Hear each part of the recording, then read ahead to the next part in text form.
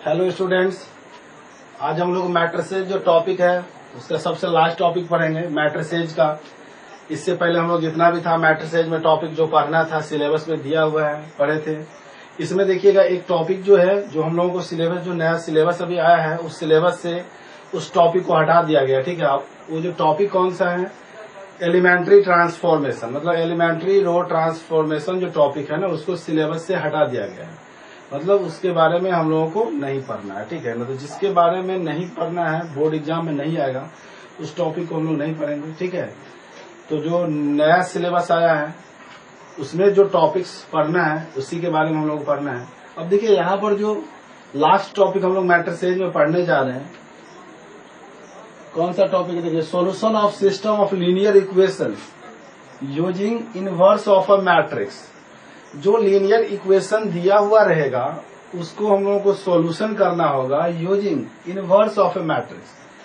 मतलब inverse topic जो आप मैट्रिसेज में पढ़े हैं उसी का यूज करके आपको इस इक्वेशन का सॉल्यूशन करना होगा। ठीक है, अब देखिए यहाँ जो आपको दिख रहा है इक्वेशन 3 वेरिएबल्स के साथ x, y और z वेरिएबल्स जो दिया हुआ है दिख रहा है ना, a1x plus b1y plus c1z equal to d1, a2x plus b2y plus c2z equal to d2, a3x plus b3y plus c3z equal to d3।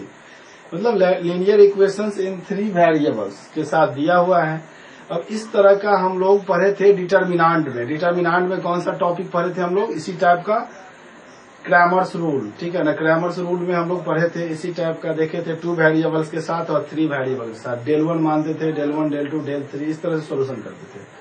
लेकिन एग्जाम में आपको जब क्वेश्चन आएगा इस टाइप का तो ऊपर में क्वेश्चन में ध्यान से देखिएगा लिखा हुआ रहेगा कि सॉल्यूशन करना है using inverse of a matrix या यूजिंग मैट्रिक्स मेथड लिख देगा। ठीक है, तब हम लोग इस क्वेश्चन को मैट्रिक्स मेथड से बनाएंगे। ठीक है ना, तो देखिए मैट्रिसेज मेथड से कैसे बनाएंगे, तो यहाँ पर देखिए सबसे पहले जो इक्वेशन दिया रहेगा ना उसमें देखिए लेट, सबसे पहले यहाँ पर लिख लीजिए लेट ए एक मैट्रिक्स मान लेंगे। अब देखिए ए जो मैट्रिक्स मानेंगे, जितने भी याद वेरिएबल्स का जो कोफिशिएंट है, वेरिएबल्स दिया हुआ है एक्स वाई जेड, उसका जो कोफिशिएंट है उसको हम लोग ए मान लेंगे। तो यहाँ देखिए एक्स वाई जेड वेरिएबल है, इसके कोफिशिएंट है a1, b1, c1, a2, b2, c2, a3, b3 और यहाँ पर हो जाएगा c3, a3, b3 और c3। ठीक है, b इक्वल टू हम लोग मानेंगे जो इक्वल के इधर पार्ट रहेगा, जो इक्वल के इधर रहेगा उसको b मान लेंगे तो हो जाएगा d1, d2 और d3। ठीक है, एंड कैपिटल X जो है हम लोग मानेंगे जितने वेरिएबल्स होगा उसको हम लोग क्या मान लेंगे, कैपिटल X। तो यहाँ पर हो जाएगा x, y, z, क्योंकि 3 ही वेरिएबल दिया उसको भी कॉलम इस तरह से लिखेंगे। ठीक है, उसके बाद देख लीजिए यहाँ पर then the system of equation can be written, then the system of equation can be written, then the system of equation can be written है। देखिए तब जो है सिस्टम को हम लोग कैसे लिख सकते हैं, देखिए तो ax इक्वल टू बी, इस तरह से क्या लिखेंगे हम लोग, ax इक्वल टू बी, इसको याद रखिएगा। देखिए मतलब जो ए मैट्रिक्स दिया हुआ है इसको एक्स मैट्रिक्स से मल्टीप्लाई करेंगे तो इसके रो को इसके कॉलम से मल्टीप्लाई करेंगे तो यही चीज दिखाई देगा आपको। ठीक है, क्योंकि देखिए इसके रो को इसके कॉलम से मल्टीप्लाई करिए तो हो जाएगा a1x plus b1y plus c1z। मतलब इस तरह से हम लोग मल्टीप्लाई कर सकते हैं। ठीक है, तो इसमें देख लीजिए यहाँ जो ए दिया हुआ है ना, ए की जगह पे आप लिख सकते हैं जो यहाँ पर लिखा हुआ है। ठीक है ना, ए की जगह पे कितना हो जाएगा, देखिए ए की जगह पे यहाँ पर हम लोग लिख सकते हैं, ए की जगह पे कितना है देखिए a1, b1, c1, a2, b2, c2, फिर a3, b3 और c3। एक जगह दिया हुआ ना a3, b3 फिर c3। फिर यहाँ देखिए x की जगह पे कितना दिया हुआ है, x, y और z। ठीक है, और b इक्वल टू कितना दिया हुआ है, b की जगह पे है d1, d2 और d3। ठीक है, d1, d2 और d3। तो इस तरह से हम लोग लिख सकते हैं। ठीक है, जो इक्वेशन दिया हुआ है। अब इसको देखिए यहाँ पर इस दोनों को जब आप मल्टीप्लाई करेंगे और इसके साथ इक्वेट करेंगे तो आपको यही चीज दिखाई देगा, ठीक है ना। तो मतलब इसको आप ऐसे लिख सकते हैं सोल्यूशन करने के लिए, ठीक है। तो इसको आप नोट कर लीजिए, फिर हम नेक्स्ट आगे बताते हैं, ठीक है ना। इसको नोट कर लीजिए।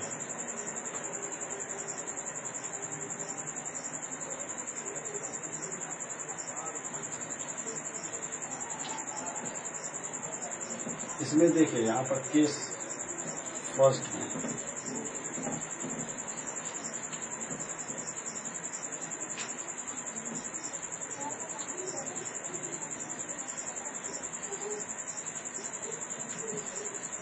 देखिए केस फर्स्ट, यहाँ पर हो जाएगा केस फर्स्ट में, ठीक है।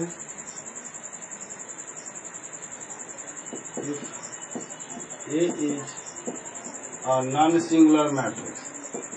A is a non-singular matrix. If A is a non-singular matrix, then its inverse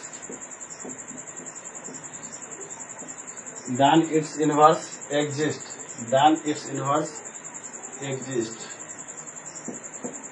देखिए यदि A जो है नॉन सिंगुलर मैट्रिक्स होगा तो उसका इनवर्स जो है एग्जिस्ट होगा, ठीक है। नॉन सिंगुलर मैट्रिक्स का मतलब है कि उस मैट्रिक्स का डिटर्मिनांट जो है ना 0 के बराबर नहीं होना चाहिए, क्योंकि जब डिटर्मिनांट 0 के इक्वल नहीं होगा तभी A इनवर्स क्या होता है, एग्जिस्ट होता है, ठीक है। तो यहाँ पर देखिए रूल जो आप लिखे थे क्या होगा उसके, इसमें AX इक्वल टू D, ठीक है। अब दोनों साइड देखिए हम A इनवर्स से मल्टीप्लाई करते हैं, यहाँ पर लिखिए pre multiplication with A inverse, ठीक है। Pre multiplication with A inverse मतलब pre multiplication with A inverse, मतलब A इनवर्स से दोनों साइड मल्टीप्लाई करिए, देखिए हो जाएगा A inverse of AX equal to A inverse B। फिर इससे मल्टीप्लाई करिए, क्योंकि मैट्रिक्स में एसोसिएटिव लॉ जो है फॉलो करता है, तो इस दोनों को मल्टीप्लाई पहले कर सकते हैं, into x equal to A inverse B। देखिए A इनवर्स को A से मल्टीप्लाई करते हैं तो आप रूल जानते हैं ना कि A इनवर्स को A से मल्टीप्लाई करते हैं तो कितना होता है, आइडेंटिटी मैट्रिक्स हो जाता है। और किसी भी मैट्रिक्स को आइडेंटिटी मैट्रिक्स से जब आप मल्टीप्लाई करते हैं तो वही मैट्रिक्स फिर से रिपीट कर जाता है, मतलब कोई फर्क नहीं पड़ता है, ठीक है। तो A इनवर्स को A से मल्टीप्लाई करेंगे तो हो जाएगा I X equal to A inverse B। अब यहाँ देखिए I से X मैट्रिक्स को मल्टीप्लाई करेंगे तो वही जो X मैट्रिक्स है हो जाएगा, क्योंकि यहाँ पर देख रहे हैं फॉर्मूला, तो यहाँ पर लिखेंगे X इक्वल टू कितना हो जाएगा, A इनवर्स B। तो यही फॉर्मूला हो जाएगा। इसी फॉर्मूला से आपको जो मैट्रिक्स का जो इक्वेशन दिया हुआ है ना, लीनियर इक्वेशन, उसका हम लोग सॉल्यूशन कर सकते हैं। तो सबसे पहले आप सॉल्यूशन करने से पहले आपको पता है कि A इनवर्स एग्जिस्ट होना चाहिए। A इनवर्स एग्जिस्ट होने के लिए जो डिटर्मिनांट है जो मैट्रिक्स का वो 0 के इक्वल नहीं होना चाहिए। तब हम लोग इस फॉर्मूला पे A इनवर्स निकाल के और B से मल्टीप्लाई कर देंगे, जो भी मैट्रिक्स हम लोग माने रहेंगे इक्वल के इधर वाला पार्ट को। तो मल्टीप्लाई करने के बाद जितना आएगा उसको X मैट्रिक्स हम लोग जानते हैं XYZ रहता है, उससे इक्वेट कर देंगे तो आंसर आ जाएगा। तो क्वेश्चन तो हम लोग आगे बनाएंगे, पहले यहाँ रूल देख लीजिए। केस फर्स्ट में देख लिए कि जब A नॉन सिंगुलर मैट्रिक्स होगा, नॉन सिंगुलर का मतलब 0 के बराबर नहीं होगा। अब सिंगुलर मैट्रिक्स देखेंगे जब 0 के बराबर होगा उस केस में क्या होगा, तो यहाँ पर देखेंगे।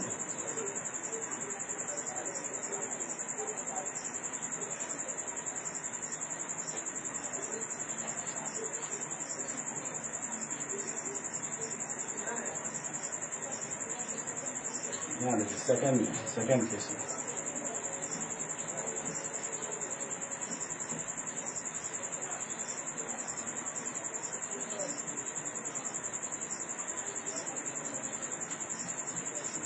सेकेंड में लिखिए if case,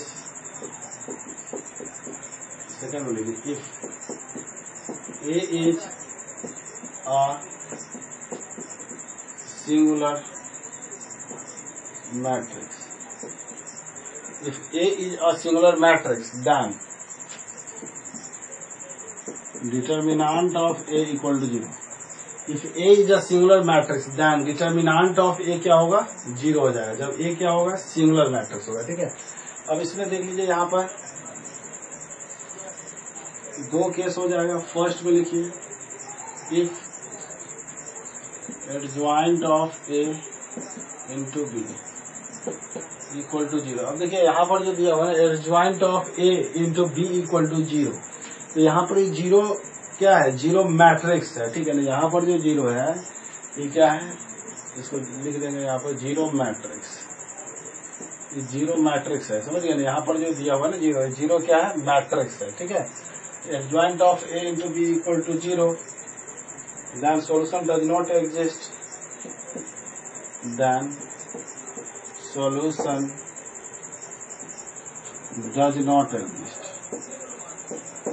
then solution does not exist, ठीक है। यदि एडजॉइंट ऑफ ए जो होगा, आप एडजॉइंट निकालना तो जानते हैं ना, एडजॉइंट कैसे निकालते हैं थे, कोफैक्टर निकालने के बाद जो मैट्रिक्स आएगा उसका ट्रांसपोज, ठीक है। तो एडजॉइंट ऑफ ए को बी से मल्टीप्लाई करेंगे मैट्रिक्स से, तो अगर 0 मैट्रिक्स आ जाता है तो then solution does not exist, जो मैट्रिक्स का जो सॉल्यूशन होगा लीनियर इक्वेशन का वो एग्जिस्ट नहीं होगा, ठीक है। तो इस टाइप का क्वेश्चन में आपको पूछेगा कि कंसिस्टेंट होगा या इनकंसिस्टेंट, ठीक है। तो देख लीजिए उसके लिए क्या रूल होगा, exist, does not exist,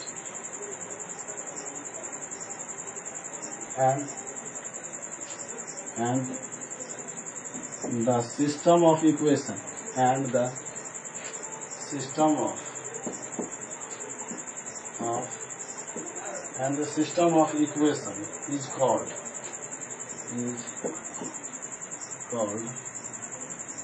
inconsistent.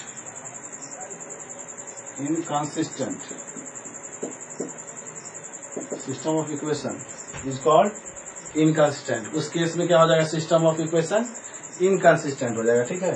फिर यहाँ पर देखिए सेकेंड में, if adjoint of A into B equal to not 0, ठीक है ना। नॉट 0 मतलब ये भी 0 मैट्रिक्स दिया हुआ है, जो 0 यहाँ पर है, ठीक है ना, ये भी 0 मैट्रिक्स है। Then the system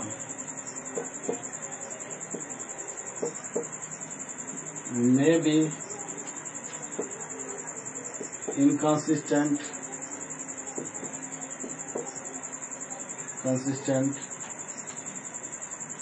or may be inconsistent or consistent.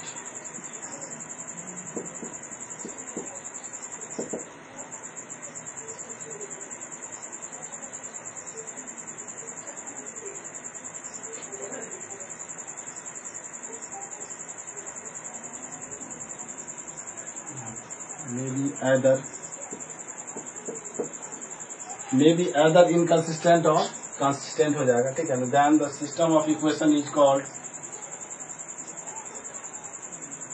then the system either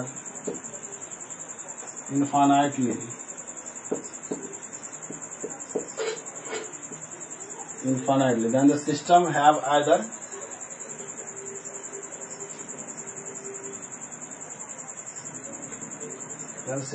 either infinitely या no solution लिख लीजिए, then the system have either no solution or infinitely many solution, no solution or infinitely many solution, or infinitely many solution, ठीक है। तो इस तरह से देखिए यहाँ पर हम आपको जो रूल है ना समझा दे रहे हैं, क्या कह रहा है कि if A is a singular matrix, यदि ए सिंगुलर मैट्रिक्स होगा तब जो है इसका सॉल्यूशन जो है एग्जिस्ट नहीं होगा, does not exist, and the system of equation is called inconsistent, उस केस में इनकंसिस्टेंट हो जाएगा। लेकिन जब adjoint of A into B को मल्टीप्लाई करेंगे और 0 के बराबर नहीं होगा तो उस केस में क्या होगा, आइदर मतलब या तो आइदर या मे बी आइदर इनकंसिस्टेंट और कंसिस्टेंट, या तो इनकंसिस्टेंट होगा या कंसिस्टेंट हो जाएगा। Then the system have either no solution और इनफाइनाइटली मेनी सॉल्यूशन, ठीक है ना। अगर इस केस में देखिए adjoint of A into B 0 के बराबर नहीं होगा तो सिस्टम क्या हो जाएगा, इस केस में यहाँ देखिए या तो इनकंसिस्टेंट होगा और इनकंसिस्टेंट होगा तो उस केस में यहाँ पर सॉल्यूशन कितना हो जाएगा, देख लीजिए नो सॉल्यूशन हो जाएगा, ठीक है। इनकंसिस्टेंट के केस में नो सॉल्यूशन और कंसिस्टेंट के केस में इनफाइनाइटली मेनी सॉल्यूशन। ठीक है, तो इस रूल को याद रखेंगे। चेक करने के लिए आएगा कंसिस्टेंट और इनकंसिस्टेंट। अब देखिए हम लोग इस पर क्वेश्चन बना लेते हैं और चेक करके एक पता करते हैं कि इनकंसिस्टेंट हो रहा है या कंसिस्टेंट हो रहा है। तो लिखिए क्वेश्चन, पहले इसको नोट कर लीजिए आप लोग। ठीक है,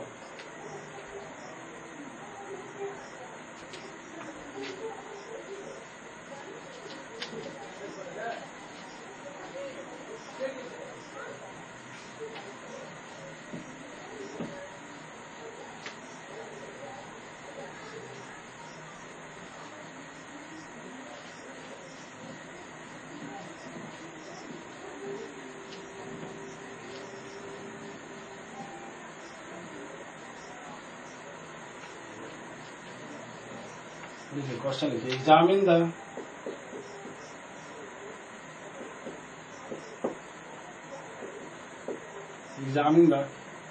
consistency of the system of equation. Consistency of the system of equation. Examine the consistency of the system of equation. ठीक है ना, देखिए examine the consistency of the system of equation. इसमें देखिए इक्वेशन लिख लीजिए इसका।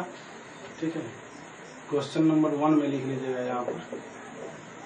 क्वेश्चन 1 में x plus 2y equal to 2 and second question है 2x plus equation 2x plus 3y equal to 3। अब देखिए इसको कैसे बनाएंगे। तो सबसे पहले कंसिस्टेंसी और इनकंसिस्टेंसी चेक करना है। तो जो हम आपको केस 2 बताए हैं उसी से हम लोगों को चेक कर लेंगे कंसिस्टेंट होगा या इनकंसिस्टेंट होगा। ठीक है, तो यहाँ पर देखिए सबसे पहले लेट a इक्वल टू देखिए कितना है 1 2 2 3। ठीक है ना, तो इसको यहाँ पर हम लोग मैट्रिसेज जो मान लेंगे। b इक्वल टू हो जाएगा जो इक्वल के इधर पार्ट है कितना है 2 3।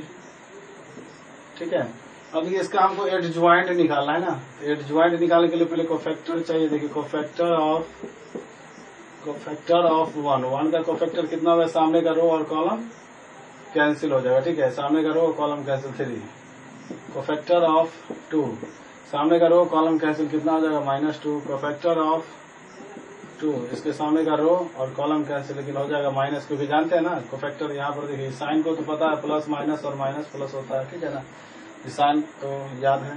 तो कोफैक्टर ऑफ 3 का निकालेंगे तो इसके सामने का रो और कॉलम कैंसिल कितना हो जाएगा 1। ठीक है, अब देखिए बी तो ऑलरेडी दिया हुआ, तो लेट सी इक्वल टू एक मैट्रिक्स मान लेते हैं। लेट सी इक्वल टू देखिए एक मैट्रिक्स हम लोग सी इक्वल टू मानेंगे कितना हो जाएगा 3, जो कोफैक्टर से आया -2 और 1। ठीक है ना, अब इसका ट्रांसपोज करिए। तो ट्रांसपोज करेंगे तो कितना हो जाएगा, इसके रो को कॉलम है 3 -2, इसके रो को कॉलम -2 और 1, वही आ गया। ठीक है, अब हमको देखिए एडजॉइंट पता चल गया ना इससे, तो यही हो जाएगा adjoint of A equal to कितना हो जाएगा 3 -2 -2 1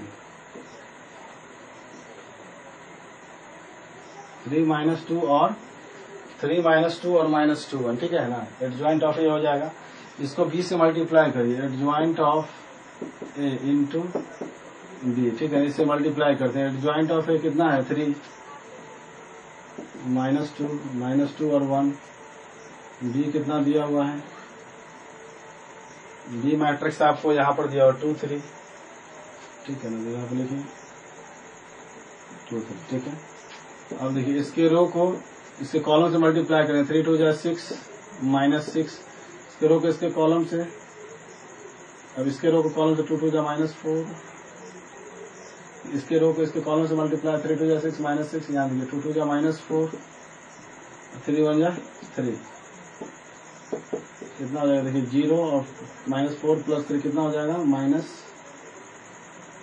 ठीक है, -1। अब देखिए adjoint of A into B 0 के बराबर आया है, नहीं आया है। ठीक है ना, adjoint of A into B 0 के बराबर आया है, नहीं आया है।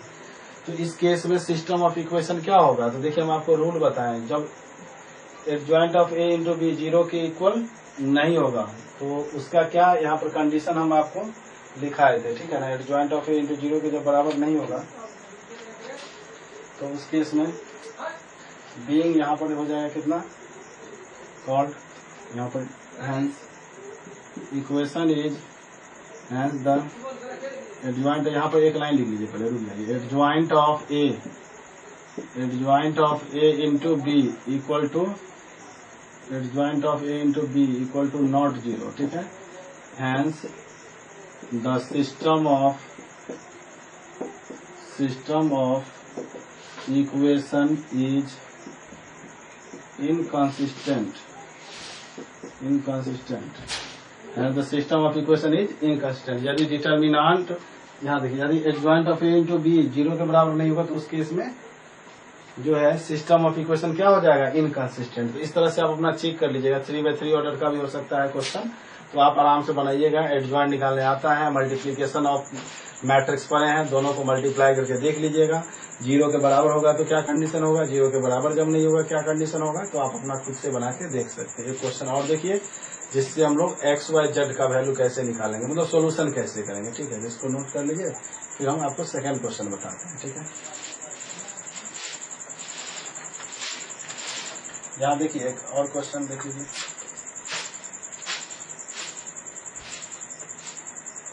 यहाँ देखिए सेकंड क्वेश्चन, एक और,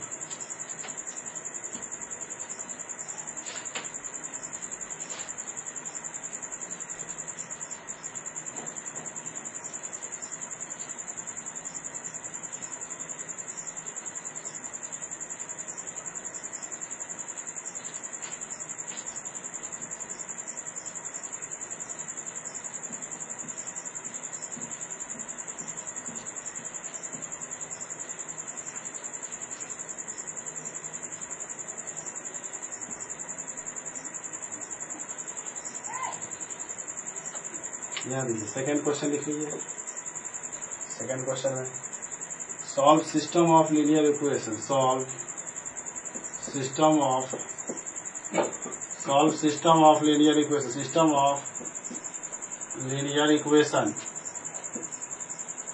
solve system of linear equation using matrix method, using matrix method.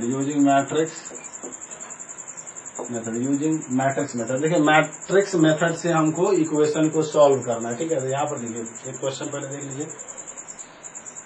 First question यहाँ देख लीजिए, 5x + 2y equal to 4, 7x + 3y equal to 7x + 3y equal to 5, ठीक है। देखिए क्वेश्चन तो यहाँ पर दिया हुआ है, पहले 2/2 ऑर्डर का हम लोग बना लेते हैं, फिर 3/3 ऑर्डर का भी बनाएंगे।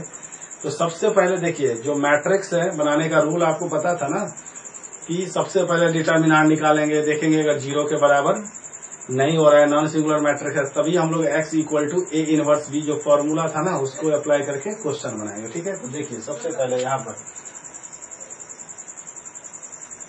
सबसे पहले देखिए आप जानते हैं कि लेट A = जो है मैट्रिक्स कितना होगा, 5, 2, 7 और 3, ठीक है। और B = जो मैट्रिक्स आप मानते हैं जो इक्वल किधर है, कितना है, 4 और 5, और x = कितना हो जाएगा, xy, ठीक है। इस तरह से अब इसमें यहाँ पर देख लीजिए कि जैसे डिटर्मिनेंट सबसे पहले निकाल लेते हैं। डिटर्मिनेंट निकालेंगे तो हो जाएगा 5, 2, 7, 3, कितना, 5, 3 = 15 - 7, 2 = 14, कितना हो जाएगा, 1, जो जीरो के बराबर नहीं है। तो हैंस इसलिए A इनवर्स जो है, A इनवर्स एग्जिस्ट होगा, ठीक है, मतलब A इनवर्स एग्जिस्ट करेगा, ठीक है। तो जब A इनवर्स एग्जिस्ट करेगा तो बनाने का रूल आपको पता है कि x = A इनवर्स B, और A इनवर्स निकालने के लिए आपको क्या चाहिए, एडजॉइंट चाहिए, क्योंकि A इनवर्स का फॉर्मूला होता है adjoint of A bye determinant of A, ठीक है। तो यहाँ देखिए कोफैक्टर पहले निकालिए, यहाँ पर तो हो जाएगा कोफैक्टर ऑफ 5 का कोफैक्टर हो जाएगा कितना, 3, सामने का row column cancel. Cofactor of 2 का हो जाएगा सामने का row column cancel, -7। Cofactor of 7 इसके सामने का रो और कॉलम कैंसिल, कितना हो जाएगा, -2। कोफैक्टर ऑफ 3 हो जाएगा कितना, 5, ठीक है। अब देखिए लेट, इसमें यहाँ पर लेट C मान लेते हैं क्योंकि B ऑलरेडी दिया हुआ है, तो C कोई मैट्रिक्स मान लीजिए जो कोफैक्टर से आया है, 3 हो जाएगा -7, -2 और 5, ठीक है। अब देखिए एडजॉइंट ऑफ ए का हो जाएगा सी का ट्रांसपोज, इसके रो को कॉलम में, फिर इसके रो को कॉलम में। तो एडजॉइंट भी पता चल गया। यहाँ से ए इनवर्स निकालने के लिए रूल हो जाएगा A inverse equal to adjoint of A by determinant of A. ठीक है, यही होगा ना ए इनवर्स निकालने के लिए फॉर्मूला। अब देखिए एडजॉइंट ऑफ ए ऑलरेडी यहाँ पर आपको दिया हुआ है, कितना है 3 - 2 - 7 और 5, यही है ना एडजॉइंट ऑफ ए। और बाय डिटर्मिनेंट ऑफ ए कितना हो जाएगा यहाँ पर नीचे में डिटर्मिनेंट ऑफ ए, रुक जाइए इधर ही लिख लेते हैं हम लोग। देखिए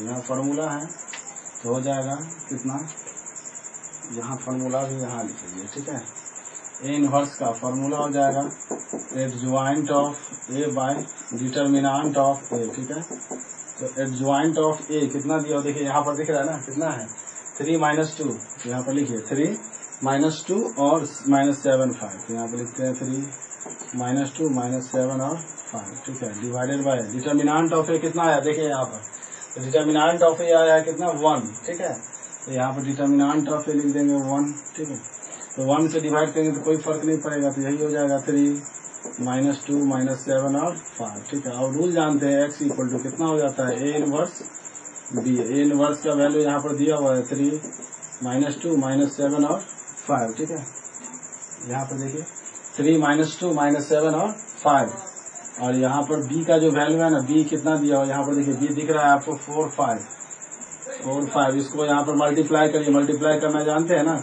इसके रो को कॉलम से 3 4 जा 12, यहाँ पर माइनस हो जाएगा 3 4 जा 12 -10, 7 4 जा -28 प्लस 5 5 जा 25, घटाने के बाद कितना आएगा 2 और 28 में से 25 घटाएंगे तो -3। ठीक है, ये वैल्यू आया किसका x का। x मतलब जानते हैं यहाँ पर देखिए कितना है xy ना, xy इक्वल टू 2 - 3। अब यहाँ से देखिए इक्वेट करेंगे ना, आप जानते हैं इक्वलिटी ऑफ टू मैट्रिक्स, दो मैट्रिक्स इक्वल होता है, दोनों का ऑर्डर सेम होता है और इसके कॉरस्पॉन्डिंग एलिमेंट भी सेम होना चाहिए। तो यहाँ पर x इक्वल टू कितना होगा 2 एंड y इक्वल टू कितना हो जाएगा -3। यही आपका फाइनल आंसर हो जाएगा। समझिए ना किस तरह से बनाएंगे। तो सबसे पहला काम क्या होगा, बनाने का बस मेथड आप समझ लीजिए कि बनाना कैसे है। ठीक है, तो जो क्वेश्चन दिया हो उसको देखिए 2 by 2 ऑर्डर का है। पहले मैट्रिक्स ए मान लिए हैं, बी मान लिए हैं, बी इक्वल इधर वाला मानेंगे, फिर x जितने वेरिएबल है उसको मानेंगे। ठीक है, पहले डिटर्मिनेंट निकाल के देख लेंगे, अगर डिटर्मिनेंट 0 के बराबर नहीं आया तब आगे प्रोसेस करेंगे, अगर 0 के बराबर आ गया तो डायरेक्ट लिख देंगे A inverse does not exist, और इससे आगे जो है कुछ करना ही नहीं है उसके बाद आपको। ठीक है, तो यहाँ देखिए डिटर्मिनेंट 0 के बराबर नहीं आया है तब आगे सोल्यूशन करेंगे। तो हम लोग कोफैक्टर निकाले हैं, उसके बाद कोफैक्टर से एडजॉइंट निकाल लेंगे, एडजॉइंट जैसे आ गया तो इनवर्स निकाल लेंगे adjoint of A by determinant of A से। जब आपको ए इनवर्स निकल गया तो फिर x इक्वल टू ये यहाँ पर देखिए फॉर्मूला है ए इनवर्स बी, इस फॉर्मूला पे इनवर्स का वैल्यू रख देंगे और जो बी दिया हुआ मैट्रिक्स उसको रख के और दोनों को क्या करेंगे मल्टीप्लाई कर लेंगे। मल्टीप्लाई करने के बाद आपका जो भी मैट्रिक्स आएगा उसको x मैट्रिक्स को जो यहाँ पे माने हैं उसको लिख लीजिएगा, उसके बाद दोनों को इक्वेट कर लेंगे और इक्वेट करने के बाद आपको x, y और z का वैल्यू आ जाएगा। तो यही आपका फाइनल आंसर हो जाएगा। तो मेथड समझ गए कैसे बनाना है हम लोगों को। तो इसी पर 3 by 3 ऑर्डर का भी हम लोग बनाएंगे, आप लोग भी ट्राई कर सकते हैं। ठीक है, इसको नोट कर लीजिए पहले।